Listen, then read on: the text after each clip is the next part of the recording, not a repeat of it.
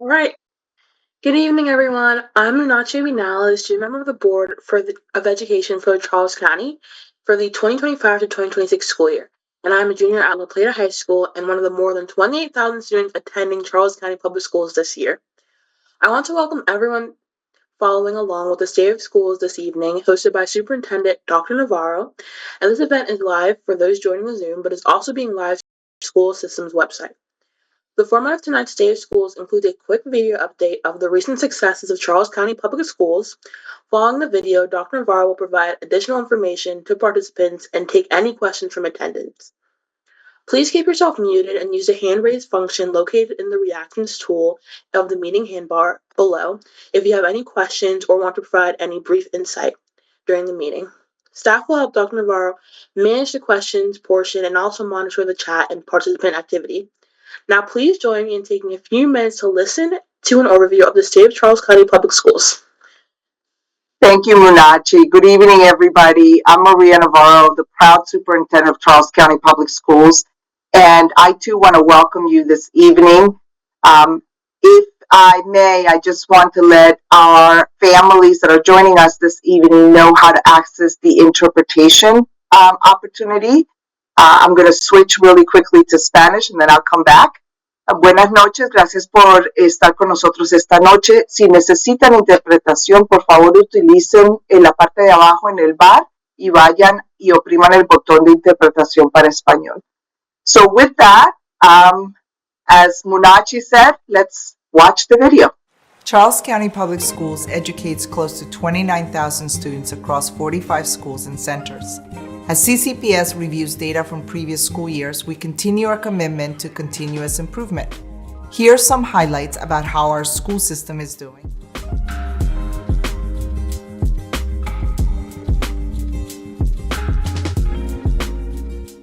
An important factor to student success is attendance, and it is imperative that our students attend school regularly.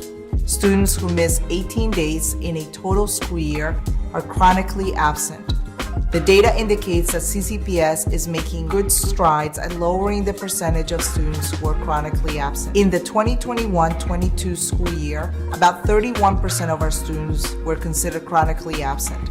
Last year, the school system lowered that number to approximately 26%. That is still too many students who are missing too much school. But with the help of families, CCPS will continue to bring this percentage down. A robust and dynamic school climate is essential to a student's success. The more engaged and involved a student is at school, the more likely they will show success in academics. In the past 4 years, the school system has increased opportunities for students to participate in more clubs, sports, mentoring programs, and extracurricular activities at all grade levels. This is strengthening the connections between students and their schools. CCPS has expanded support for student mental well-being as well.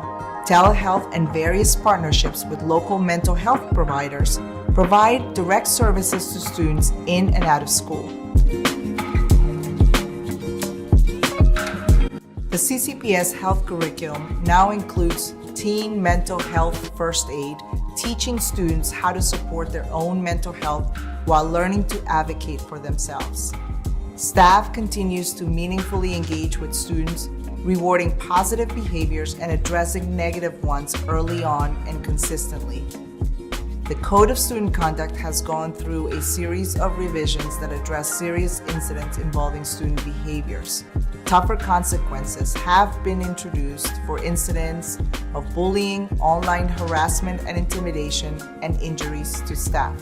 But I want to be clear that CCPS works to support young people when they make mistakes by holding them accountable while working to repair the wrongdoing they have done, improve themselves, and learn from their mistakes. Through this process, we remain focused on ensuring students continue their learning, because learning is our core mission. CCPS has increased pre-kindergarten enrollment over the past 4 years, going from nearly 900 students in 2022 to close to 1,200 students last school year. About 53% of students completed their kindergarten year at or above grade level. And while that percentage has increased every year for the past 4 years, we still have more work to do to ensure our youngest learners start their school journey successfully. CCPS is investing in training and instructional materials, with teachers focusing work supporting reading, writing, and language arts instruction across all content areas. And these practices are continuing to pay off. This past year, CCPS showed improvements in every grade level from the previous year on their English Language Arts State Assessment known as MCAP. And these improvements range from 2% across several grade levels to almost 10% on our high school English Language Arts Assessment. Mathematics also saw some improvements in every grade level up to 7th grade, with modest improvements ranging from 1% to approximately 4% compared to last year. CCPS experienced its highest number of students in middle school completing Algebra 1, and we're continuing our positive trajectory towards accelerating student outcomes in mathematics. While state assessments are an important indicator of student achievement, there are many other indicators that provide information about how our students are doing and how we are preparing them for their futures. For example, the CCPS graduation rate continues to remain above 90%, and our focus to prepare students to be college and career ready has improved significantly in the past 4 years. We continue to increase the number of students participating in work-based learning opportunities that include things like apprenticeships, internships, and volunteer opportunities that place young people in the world of work before they graduate from high school. We have career coaches in all middle and high schools so that students learn and explore various career paths prior to graduation. And we continue to see increases in the overall number of students earning industry certifications. More students are taking advantage of our early college program and dual enrollment courses. In fact, in the past 2 years, we have 600 more students taking advantage of these opportunities. Additionally, more students are taking advanced placement courses and the accompanying exams. CCPS has more than doubled the number of AP exams our students take to just over 3,300 in 2025. These are all important indicators of students' readiness for college and career success. Our students continuously show us that if we provide access and supports, they will step up and take advantage of these opportunities. And we have a staff committed to making this happen for every student. On behalf of Charles County Public Schools, I thank teachers and staff for their support in educating children. It is their support and the support from parents and the community members that help children think, inspire, and grow. Great. So welcome everybody. I know a lot of people joined us as the video was playing. Please know that we will have this presentation on our website starting, I believe, tomorrow. And you will be able to see the video as well as go through this entire PowerPoint. And if you look at the links that we have throughout the PowerPoint, those are going to be live links that will take you to the sites where you can learn a lot more detail of all of the information that we have here for you this evening. So I wanted to start with an overview of the highlights of the first strategic plan that we collectively put together 5 years ago, and talk about the highlights of the work that we have done collectively as a community.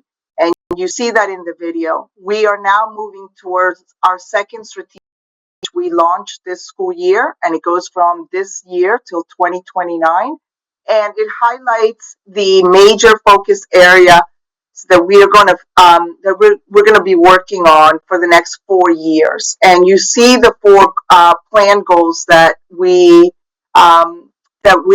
have strived to do based on the feedback that we received from our students, our staff, and our community and our families last spring. And so they are, first and foremost, our focus, which is student learning and achievement, followed by safe and inclusive learning environments.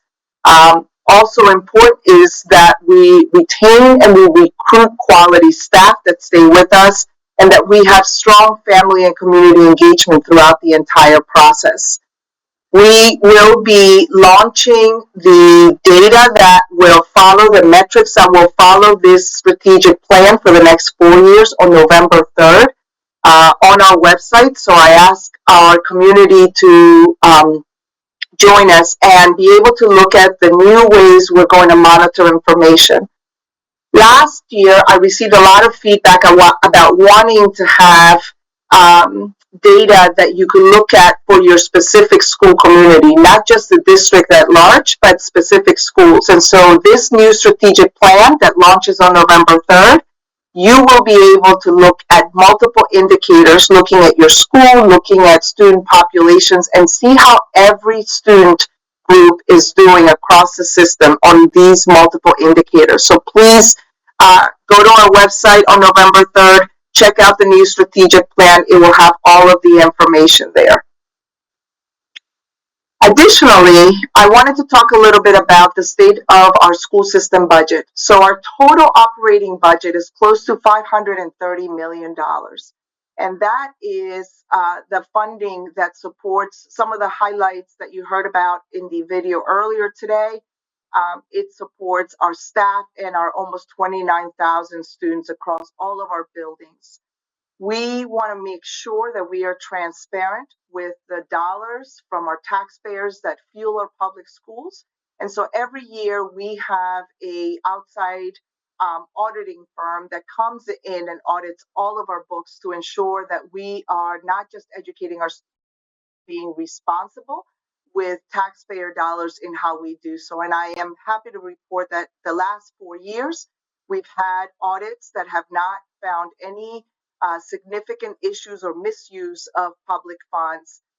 Actually, if you tune in at the November board meeting, our outside auditors will be here to report again to the Board of Education the full report of their audit. And we anticipate, once again, being transparent and responsible with the funding. We ensure that we use all of our funding to support the learning and opportunities for our students. So I know that our families are pretty busy, and the second part of this PowerPoint presentation is really tailored to families. We heard from a lot of our families. I am a parent of 2 CCPS students as well, about the things that are important for them to know about and reference so that they can go back and connect and know how to navigate our school system. And so again, I want to point out that our PowerPoint here has a lot of links that you can see, the icons. If you go to those on the posted web page, you will be able to go in and look at all of the information that we have available. So this PowerPoint is really a summary for families, and they can go back and take a look at all of the information in detail when they go to those specific links. I do want to say that this PowerPoint will be posted on our CCBOE page tomorrow under the links under parents. So if you go and search for parents, it'll be the first PowerPoint that you will see. Please go back and refer to it multiple times when you are trying to figure out what is that application where I can see how to help my kids with math homework, or what is that application that tells me how to find out when the bus is coming, or where the grades are, or where can I call to get an interpreter. So you will get all of that information. The most important thing to note is we want you to be connected to the school system. And some of the important things that you need to have are applications such as where's the bus, to know the transportation details of your student. We need you to connect to Parent View and be linked in so that you can see not just your students' grades and academic information, but that you have a connection with the school system. Not only do we want you to take a look at our website, but the parent handbook and calendar, which you see there, has a lot of information about our school system. And if you're like me, you reference that calendar multiple times throughout the year. So here's just but a few of the things, of the applications and the links that you should be well familiarized with as you navigate our school system. Additionally, we also have an application that supports our academic applications and programs, and that is called Clever. Please, if you have students in the second grade on up, they can show you how to get into Clever. And Clever is accessible by any device that is connected to the internet. And here we highlighted a couple of applications that you'll see. You'll actually see a lot of them. At the elementary level and at the middle school level, we highlighted iReady, which is our assessment that we take 3 times a year to assess how students are doing in both reading and mathematics. It is not the only assessment, but it is an assessment that provides families with a lot of information about iReady. Just a quick plug, I believe that we will have a session for families to learn about iReady on October the 30th. Again, if you go to our website, you'll be able to get all of the information about how the iReady reports, how to access the iReady reports, what information they have for families, and what does the data mean. So Clever is one of those very important applications. Additionally, we wanted to break down a couple of slides that if you have students at the elementary level, what are some of the places that you want to go to understand about their academics? We use a reading program called Into Reading. If you go to that link, you'll be able to see what students are learning by grade level. You'll be able to see ways to help your child and what they will be learning throughout the year. The same is for illustrative math. Illustrative math is our math program in elementary and into now high school, second year of high school. So I believe it's up until geometry or algebra 2. Illustrative math is another website. You go here for the elementary one, and then in the next slide, you'll see the middle school one if you have kids in middle school and high school, and it helps you. It's by Kendall Hunt, and it helps you navigate how to help your student with their math problems and homework. And it actually breaks down. It's an open source, which means that you can actually view the assignments that the teachers are giving students and what the teacher's actually teaching. I do want to highlight for middle school that when you have students in middle school, there's a couple of things that become very important. One is Zello. Zello is the application that we use to teach our students about looking at the workforce opportunities. What do they want to do? What do they like to do? What are jobs out there? What does it mean for you to want to follow or look into a certain job? What do you have to learn? Do you have to go to a 4-year institution? Do you have to have certification? How much money could you possibly make? We're also asking parents to sign up for Zello because it creates a parent account where you can also help your child starting in middle school and do a lot of career exploration. So I encourage families in middle schools to learn about Zello. Also in middle school, there will be the college and career readiness and opportunities as they move into high school to select some options. And so that information is all here in middle school, so that as a middle school, you become familiarized and prepared with what you need to know as students transition to high school. And when you get to high school, we've highlighted but a few of the things that you should know. High school is the time when you begin to talk to your child about adulthood and transitioning out of school system structures into adulthood, whether it be the workforce, college, a combination, military. And so what is important here is how to think about how many classes and how many courses you need to move from 9th grade to 10th grade to 11th and then to your senior year. What parents need to know of how to support their students for college and career planning, and what are the opportunities, what are the assessments they need to take, and what do the scores mean. So all of that information is highlighted on this page. There's a lot of links that take you to a lot of information, but these are some of the big ones that we get a lot of questions about, and it quickly takes you to that area so that you can find information and know who to contact. So in terms of who to contact, we also wanted to highlight some of the other jobs that exist in our school system besides classroom teacher and principal, because we talk a lot about those. And many times I'm asked, what's the difference between a school psychologist and a counselor? And what is that PPW all about?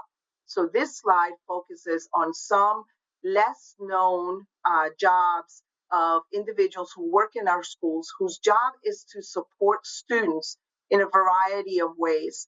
I encourage you to go through this slide and then the next slide that also has, there you go, thanks, Jelly, that also has several other staff members that are in schools. In fact, community school coordinator is a position that keeps growing. We now have 14 community schools in our school system, and each of them have a coordinator, and they engage a lot with families.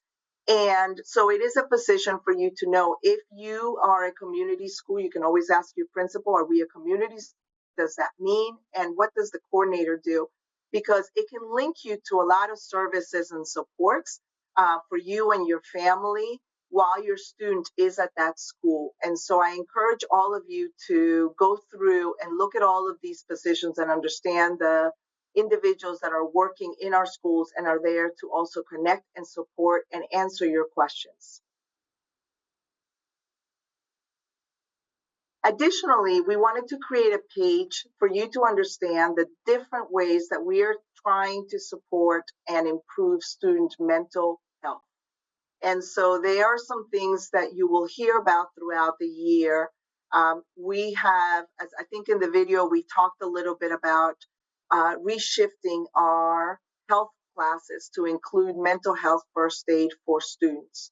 In previous years, we provided and continue to provide that training for our community members, our families, and it is a series of resources that really help you identify and connect individuals who are having, who are experiencing mental health or emotional issues to services right away. And so we're teaching students on how to identify specific moods, feelings, behaviors, and then where to go for support so as to empower them to help themselves or help their peers. But we also have programs such as Move This World that we've had now for several years at the elementary, where students are encouraged to talk about their feelings and how to self-regulate and manage their feelings. Parents, you will also get asked starting in middle school and through high school to encourage your students to complete the BASE survey and the BASE education program that we use primarily at the secondary level. Again, to first assess how students are feeling, whether they feel included or they feel like they belong in their school environment, and then with several lessons that support through dynamic interactions how to help students talk about how they're feeling and then manage their feelings and reach out for support when they need it. We also wanted to highlight supports for our diverse families. And one of the ones that I wanted to highlight this year is the supports for our multilingual multilingual families. We have a very dedicated staff that provides wraparound supports, including interpretation and translations. Our multilingual families predominantly are Spanish-speaking families, so we also have a Spanish hotline that you see the number there for.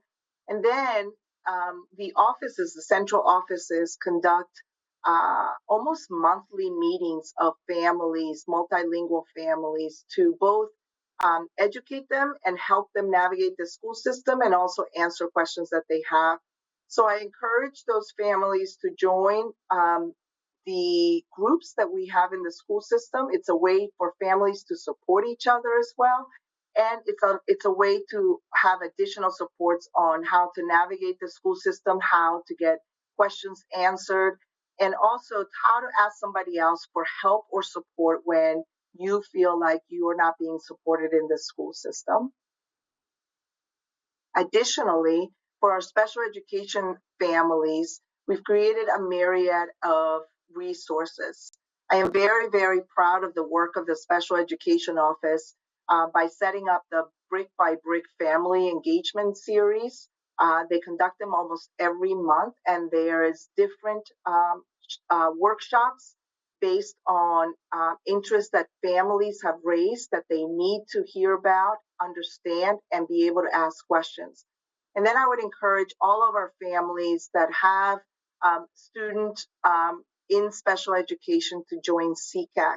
CCAC is a powerful group of parents who frankly hold us accountable and have very powerful informational meetings about how to support your student from early on all the way to the time they leave the school system, how to navigate very various structures, how to get support, how to understand what's happening. We strive to do that work in the school system, but it is important to have a parent advocacy group that also does the same with parents, and they are living through that process, and sometimes supporting each other is very important and pivotal for families to be able to feel empowered and connected to the schools. I do want to say that we also highlighted the map to transition to adult life. So how does that transition out of the school system, out of these structures happen? That is a very important part. If you have children that will be transitioning out of our school system, I encourage you to take a look at that. And then also information about how to call and who to call in the special education office. There are many questions sometimes where you want to get sort of second opinions and you have additional questions that perhaps you feel were not answered by the school. That link takes you there so that you can get in touch with someone who can also provide services and support. So many times I am asked, how do we resolve issues when there are concerns by parents? And so we created this sort of how to navigate the issues in the school system, where to start. And we always say, start with the teacher. I will be honest, many times people come directly to me, and I am sometimes able to resolve their issues, but sometimes the experts, the people that know kids, are the closest to them are in the schools. And so sometimes families feel like we're pushing back to the school, but we're not. We are trying to get people within the school that can really answer the questions and that know your children and can really support you. At the same time, there's got to be a process that you as a parent can follow when you feel like you have followed those steps and you still need to speak to somebody else because you may feel like the school may not be listening. So this slide talks a little bit about how to follow those steps. Again, this PowerPoint will be under the parent section on our website so that you can reference it as many times as you need to as you're encountering any issues. And the next slide talks about our executive directors. Our executive directors are there supervising the work of schools, supporting the work of schools, and really working with families to address any concerns that they have that they feel were not addressed at the school level. So here you can see who are our executive directors. They are former principals. They're fantastic former principals who understand and have supported families for many, many years. And now their job is to support schools to be successful with our families. So just be on the lookout, which is your child or your children's schools, and you can reach out to them as you follow those steps. Finally, I want to talk about school improvement plans. So I started talking about this strategic plan for the school system, which really guides for us the focused work of the next 4 years. Schools do school improvement plans, again, aligned to the strategic plan, but focused on the needs specifically to their schools. On October 20th, you should be able to, every family member should be able to go to their school's website and see their school improvement plan for their school. Staff have worked diligently over the summer and into the school year to go through data, comb through ideas, and implement things that improve their specific school communities, both on academic outcomes for students as well as school climate. So I encourage families to read the school improvement plans, and then as principals and the school sends out information asking you to weigh in, please come to their presentations and give them feedback about the school improvement plans. because they are working on specific goals to improve their school community. I want to thank you very much for joining me this evening. We wanted to go through this PowerPoint somewhat fast. I know there's a lot of links in there. They are available to you starting tomorrow. You can go back and read a lot more information. Our strategic plan on November 3rd will have the capability for you to go deep into data. If you want to look at a school at a grade level, a subgroup of students, you can do so.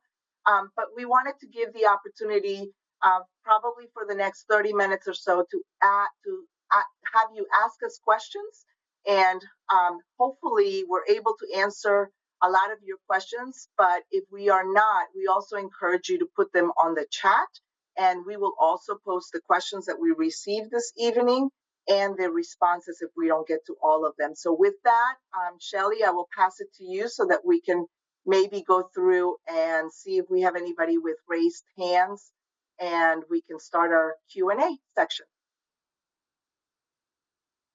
Great, thank you, Dr. Navarro. So thus far, I do not see any folks on here tonight with their hands raised, monitoring the chat. If you recall, the superintendent said you could use in the tools, you have to go down to that React area within your Zoom toolbar to find that raise hand function. Please feel free to utilize that tool, or drop a question within the chat that Dr. Navarro can address.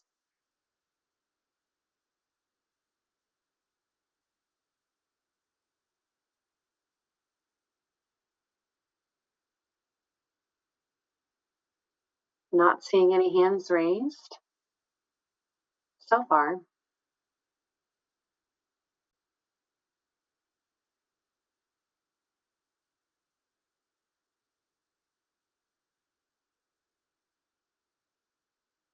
If you have a comment, feedback, you don't want to ask your question here, you can certainly share a chat to one of the hosts within the chat box. You can also post a comment within chat. We will collect the questions and comments that are put in the chat as well for response. I will say, while we're warming up, because I can't imagine not getting a question, here we go, one of the things that I get often from parents is questions about homework. So I wanted to, and like I said, I have 2 children in Charles County Public Schools. One thing I want to urge families is, it depends where you are in the spectrum of homework, but I want you to understand my position as a superintendent around homework. I do think that we have to build the stamina of students to be able to do homework. Now, homework doesn't have to be busy work. It has to be strategic, and it has to be tied to what they are learning, what students are learning. And it doesn't have to be 50 math problems. It can be 2 or 3, a couple nights a week, but focused on the areas that students are doing for practice. And so collectively, we're also talking about the importance of building the stamina of students to be able to do homework. But at home, you can absolutely support that academic stamina by doing 2 important things. I mentioned iReady, especially for our elementary, middle, and 9th and 10th graders predominantly. We have applications where students, iReady has a program where students can practice their reading and math. It's called MyPath. And so as a parent, you can ask the school about where your child is in MyPath and how they can get practice that they can even do at home. It is a personalized sort of learning path in both reading and mathematics that you can do at home. You will see when you go into our applications that we also have some other math and reading applications that you can try at home. And because you can access Clever any time of the year, learning can happen even during the summer time. So I encourage families to do that. The second thing that I would say to you is build a culture of reading. And so whatever your child is interested in, utilize our wonderful public library system to also have your child read. So if your child is not getting some level of homework, please continue to have them do some reading. Yes,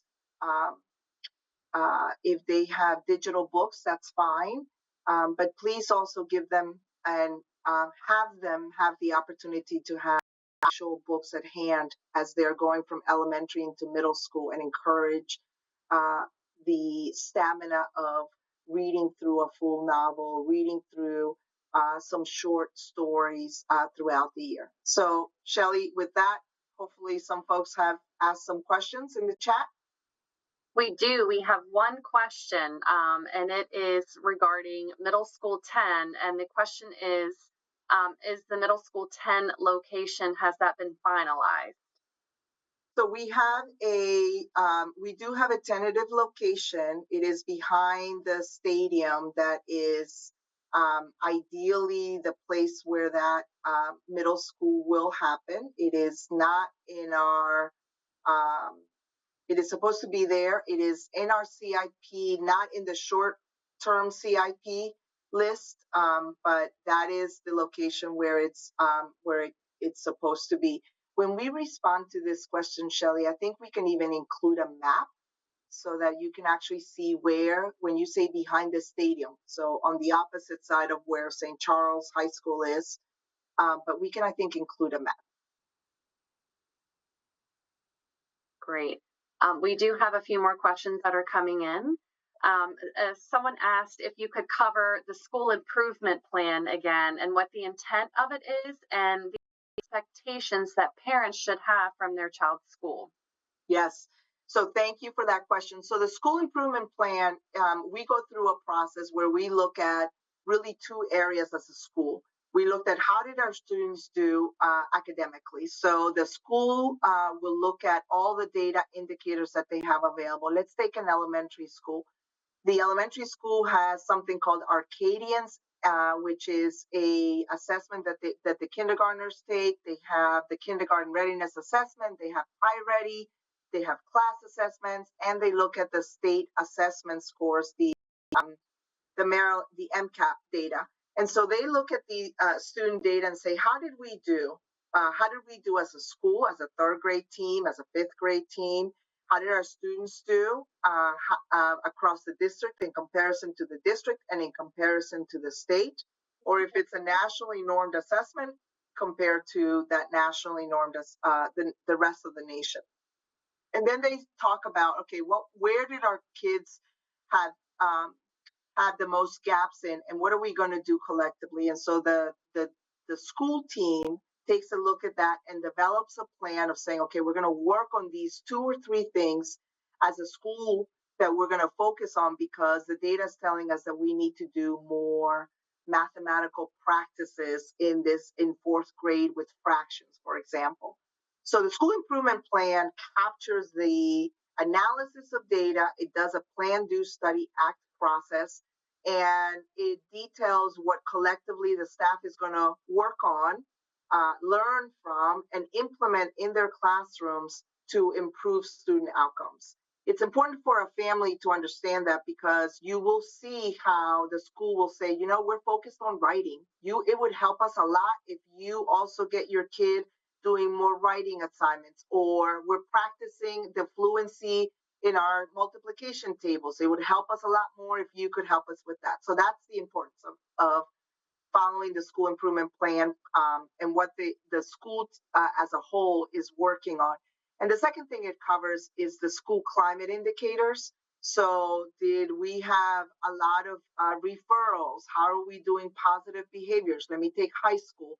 How does attendance look? What are we doing about attendance? What about major fights? What are the major incidents? How are we handling cell phones? And how are the ways in which the staff is going to address these issues? So we're going to be more proactive to do more positive behavior reinforcements when you are as a whole attending as much as we need you to attend. We're going to be proactive doing various calls. We're going to use different incentives for you to get to class on time. And so it's important that families know what the school is working on as a school so that they also can support.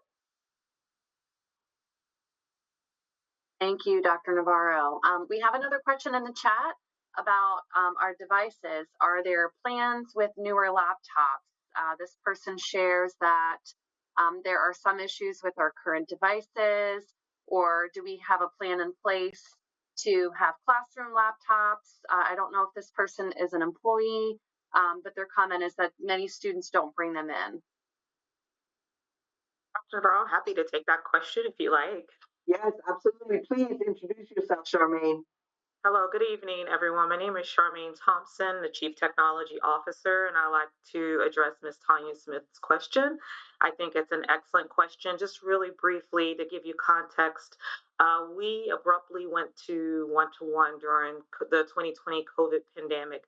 Prior to that, we were not one-to-one. We had a lot of laptop carts that teachers shared.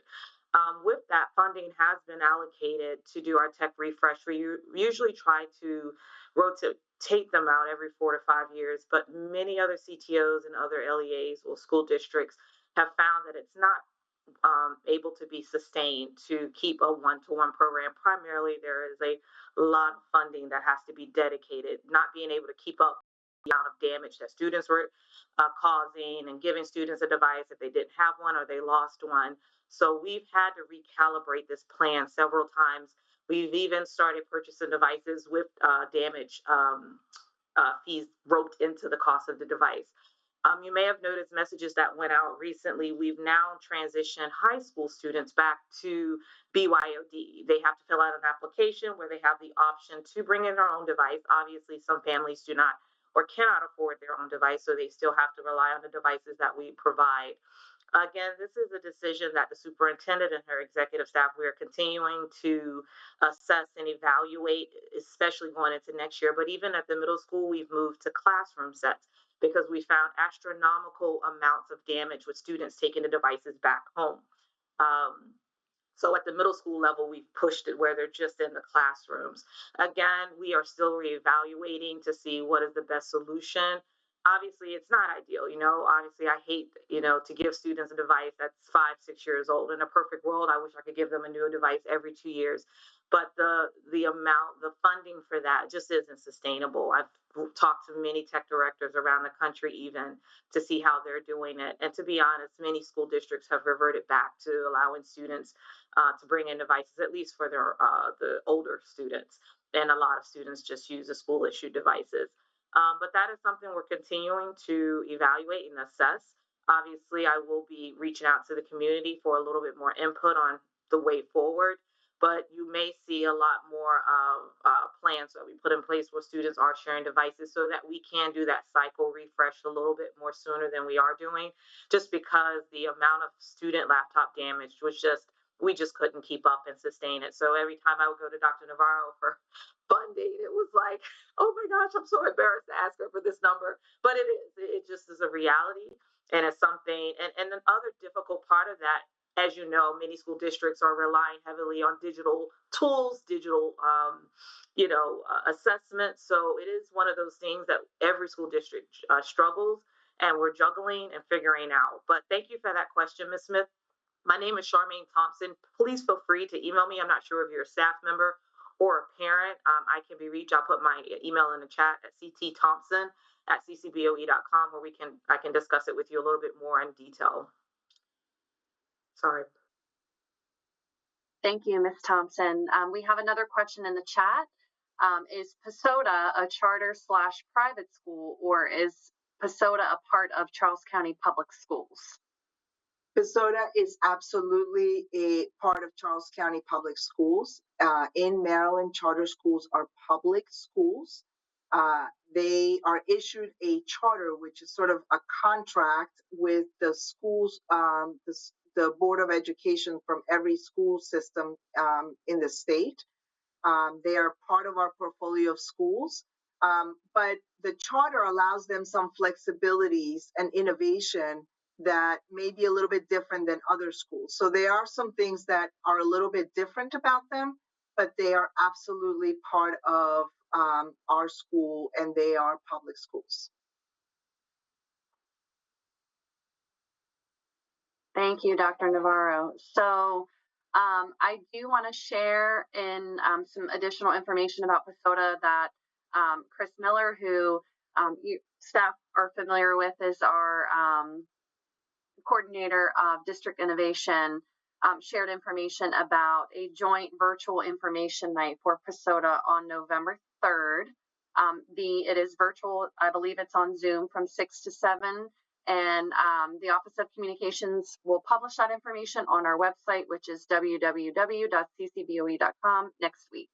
So please be on the lookout for information next week related to that event.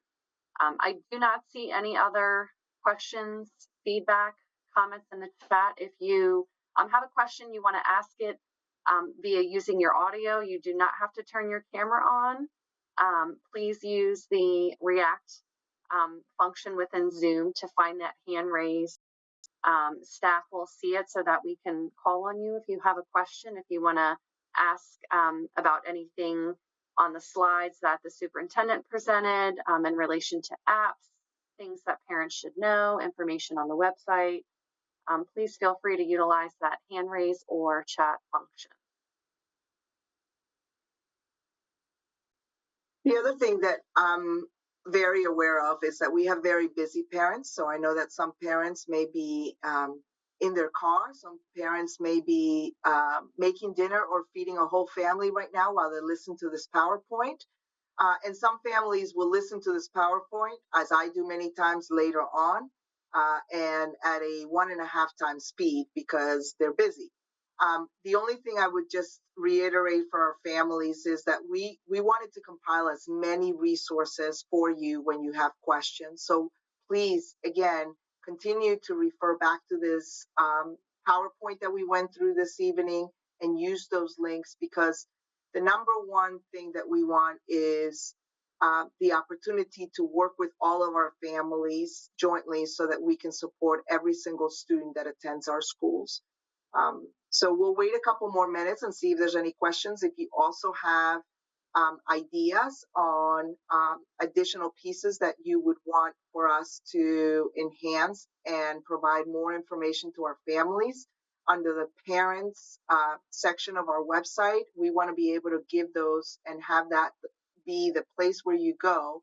And then from there, it can take you to all the different areas if you need additional information for our school system.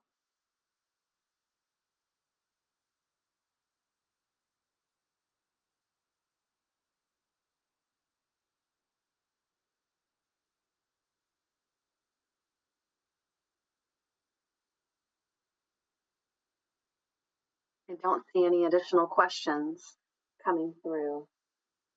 I wonder if people are at the Westlake St. Charles game. Maybe I need to go and show this presentation there.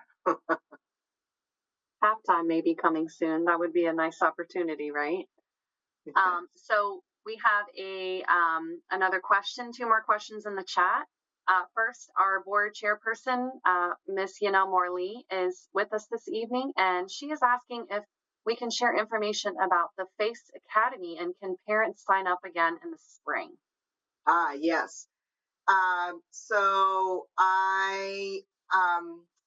The FACE Academy is the great work of our Family Community Engagement Office. And the FACE Academy is up and running, so you can get that information from our website and just put literally FACE on our website, and it'll take you right to the FACE Academy.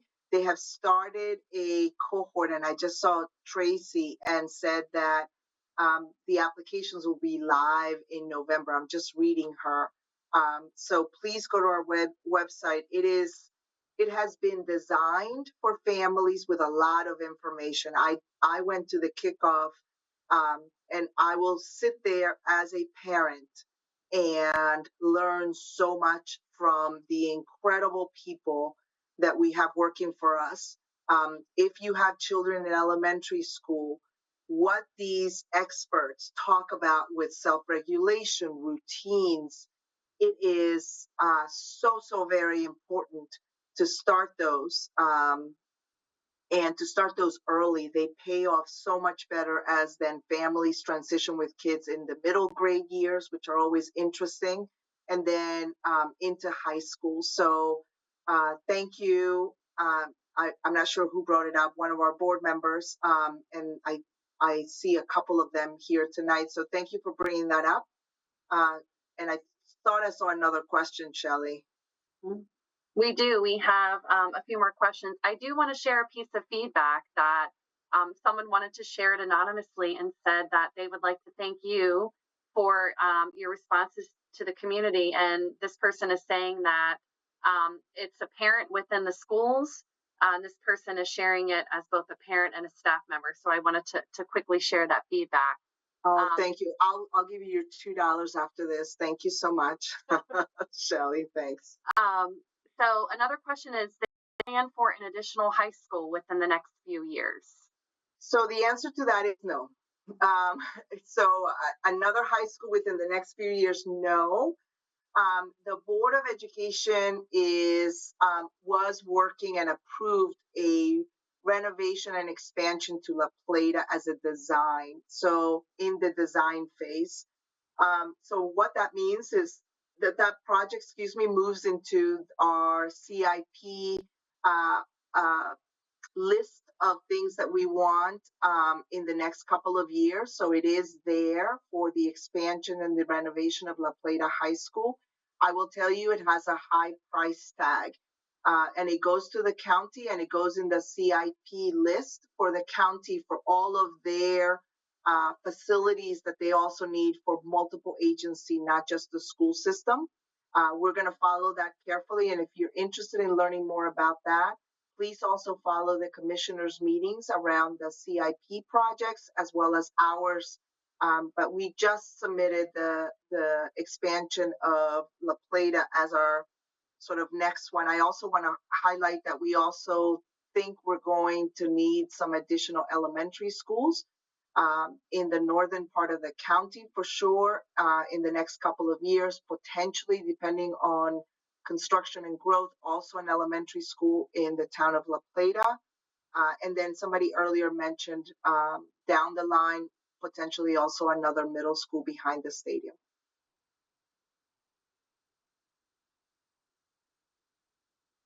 Thank you, Dr. Navarro.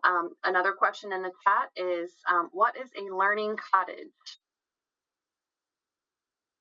So I was at a meeting, I think, with the commissioners, and they were talking about the trailers that we have across our schools when they go over capacity.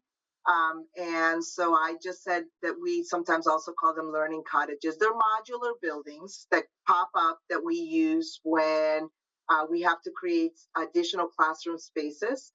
Depending on when we purchase them, they are now very modern. The latest ones that we installed are at St. Charles High School because we had a rapid increase in that area of students. It's something we have to take a look at. Not all of our high schools are at capacity or above, so we're going to have to take a look at that down the line and bring some options forward. Thank you, Dr. Navarro. There's another question in the chat about, is there a way to have the iReady reports? And I believe this person is asking about the iReady parent reports that were just made available for the fall iReady assessments. If we could directly load those into Parent View versus a parent having to go through Clever and then logging into their child's iReady. And this person is saying some of the devices just don't support the application to get into. So is that a possibility to load them into Parent View? So let me find out and we'll circle back. We've had issues with loading them into Synergy and send them through Parent View. I wish we could. I know exactly the 10 different steps that it takes to pull the iReady reports. And so I've lived with them for 5 years now. And I do have my children pull them for me sometimes. So I know it's tricky. Let me find out if we were able to do be able to transition them to parent viewer synergy. I'm not sure we were able to if what we're saying is you still have to go through Clever. So I do want to add quickly on to what you just shared. So Steve Roberts, our Director of Accountability, who oversees everything Synergy Parent View related, did provide a comment in the chat to the group and said that they're unfortunately only available through the iReady platform. But if you're a parent and you can't access them through Clever, through the iReady, you can request a printed copy from your child's teacher. He did also put another plug in, and Dr. Navarro, I think you plugged the iReady parent meeting during your presentation, but there is a virtual iReady parent meeting on October 30th. Another question that is in the chat is related to what is the capacity or the formula for the state to build a school? So we have to be over capacity, over state rated capacity, and I have to double check the number if it's 10% or 25%. I have to double check, but we do have to be over capacity.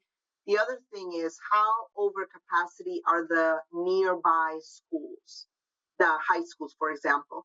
And so I think that's one piece. But if you come back to the website, I will have Mr. Heim do an official explanation of how the state looks at state rated capacity. It's always a mixture because just because one area of the county may be heavily populated, the state may not fully fund us until we have looked at all of our options, which could mean to do rezoning to move some students to a less, another high school that may not be as full.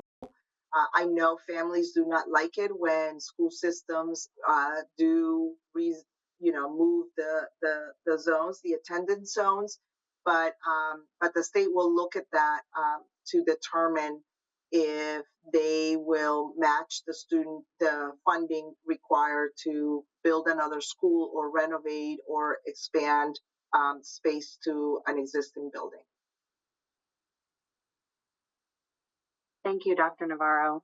Another question in the chat is about parental involvement in schools, and the school system frequently says administrators, teachers, or principals may say that we want parents to be involved in their children's school and their education. And the question is why are schools not reaching out to parents for more help in the classrooms that could give teachers maybe more time with one-on-one instruction or maybe small group instruction? This parent says that, they understand schools are already doing some small groups, but maybe if asking parents to step in and help, maybe that would make a larger of an impact.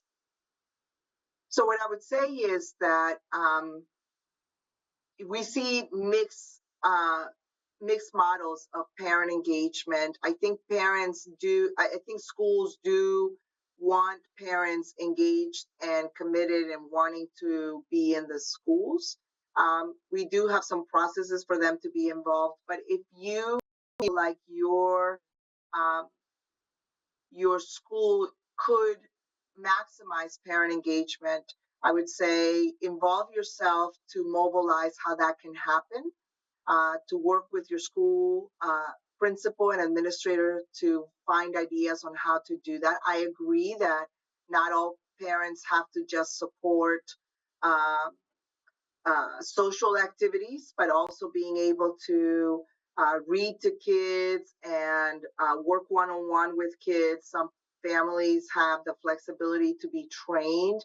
Our grandparents, I know several grandparents who have been trained and who can sit side by side and help a student with math and so forth. But I will say is Tracy Chapelleri, who is here this evening, because she talked about the FACE Academy, if Tracy can put her email, she is my director of community engagement. And so if you have ideas and you say, you know what, my school just doesn't feel like it reaches out, reach out to Tracy directly. We want you to be in your school community, and then we also want people to be in other school communities where a lot of families can't be in that school community during the day. So don't just think about your school community. Think about ways that you can volunteer at other schools. And Tracy's office is fantastic at connecting people who want to serve and our children and can have the flexibility to do so and can have the flexibility to do so at multiple sites. So I do want to thank you for that question and queuing up to us the importance of that, because people are really working on that. I will say that I have been seeing a lot of amazing progress in our dad advisories. The dad advisory is a program that brings in father-like figures, dads, grandparents, older siblings, uncles into our schools.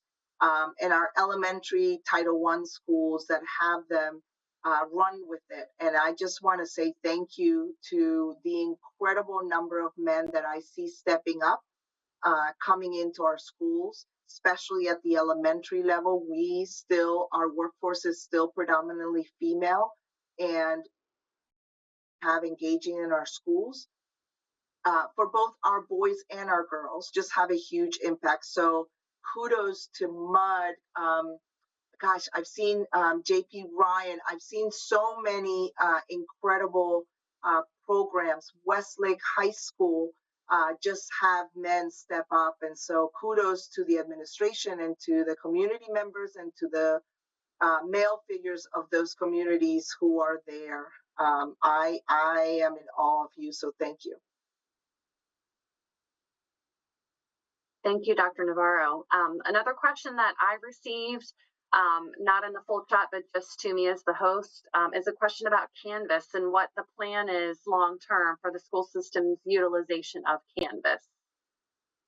So Canvas is a learning management platform that we brought in to try to streamline the opportunities for teachers to put their assignments through just one platform.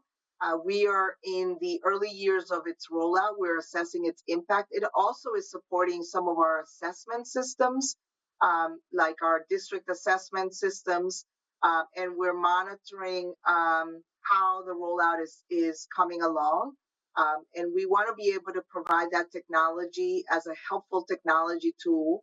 I will say, there was a conversation earlier about devices and technologies. And one of the reasons I wanted to talk a little bit about the school system's budget is that, the price of operating school systems, just like anything else with inflation and requirements, is high. We're also operating based on reform efforts that we have through the blueprint law.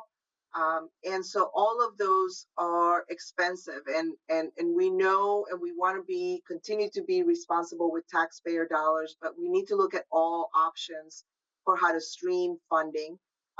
So while we want to continue to expand programs and technologies and applications for our students to use, we will to do that within the resources that we have.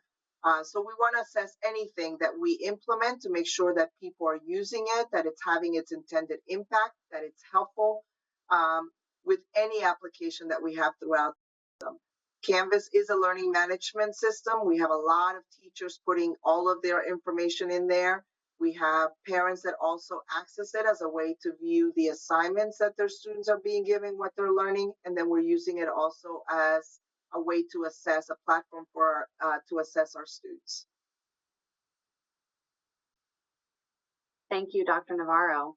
I'm not seeing any new comments, new questions, anything else within the chat within the last few minutes. I do want to say that Ms. Chapelier-Thomas posted in the chat the link directly to the FACE Academy information on the school system website, as well as her email.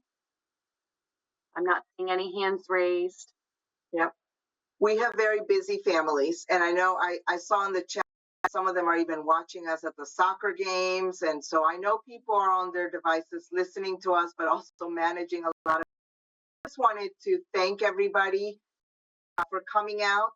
Please know that we have this recorded. If you can tell your friends, your other parents, other community members, so that you help us spread the word and that people go to this PowerPoint and access the information that we have and continue to support the school system. Thank you so much for engaging with me tonight, and I hope more people are able to watch this video and are able to get information on how collectively we can support your students. Have a wonderful evening, and thank you so much for joining us.